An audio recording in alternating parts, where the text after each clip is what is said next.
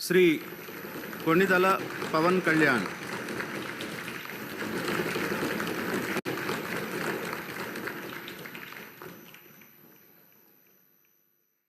కొణిదల పవన్ కళ్యాణ్ అనే నేను శాసనసభ సభ్యుడిగా ఎన్నికైనందున శాసనం ద్వారా నిర్మితమైన భారత రాజ్యాంగం పట్ల నిజమైన విశ్వాసం, విధేయత చూపుతానని, భారతదేశ సార్వభౌమాధికారాన్ని, సమగ్రతను కాపాడుతానని, నేను స్వీకరించబోయే కర్తవ్యాన్ని శ్రద్ధాశక్తులతో నిర్వహిస్తానని దైవ సాక్షిగా ప్రమాణం చేస్తాను.